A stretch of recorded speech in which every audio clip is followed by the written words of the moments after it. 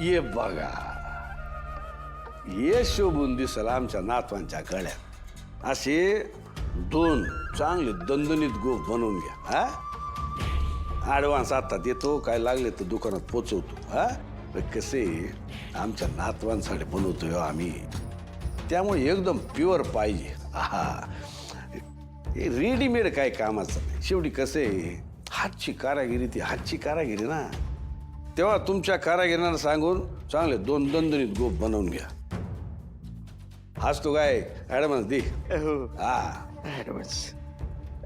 Daddy, हा. मला वाटतं हे जरा जास्त होतील. असू दे, जास्त असले तर सोन्यात भर टाका, कमी असले तर आम्हाला कळवा, दुकानावर पोच करतो.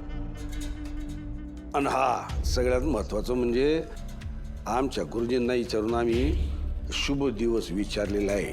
तर हे जे काय काम सुरू कराल ते परवा, लक्षात ठेवा, परवाच्या तारखेला सुरू झालं पाहिजे. काहीच हरकत नाही, घेतो परवा करायला. असं चालते. या या या या. आत्या, येते मी.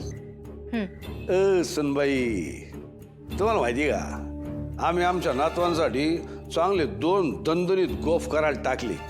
सगळे कसं जोमाने चाललेले. आम्ही वाट पाहतोय हो, केव्हा आमचे नातू या घरात येतात ते. नाही, बरं तुम्ही कुठं निघालात? डॅडी, ते गरोदरपणात योगा कसा करायचा ना, याचं शिबिर भरतंय गावात, तर त्याच्यासाठी नाव नोंदणी करायला चालले होते. असं होय? म्हणजे काय होतं ते? प्रेग्नन्सीमध्ये कॉम्प्लिकेशन्स जरा कमी होतात त्यानं. असं होय? पण नाही, मी काय म्हणतो, तिथं जाण्याची गरज आहेच का? अहो, फक्त गरोदर बायकांसाठीच आहे ती शिबिर. म्हणजे ह्यात फक्त योग नाही, तर बाळ झाल्यावर काय काय करायचं ही समज सांगणार आहे ती. आणि बदलत्या काळानुसार कसं कसं वागायचं, लहान मुलांवर कशाचं काय परिणाम होते ती ही समज सोपं करून सांगणार आहे ती तिथं.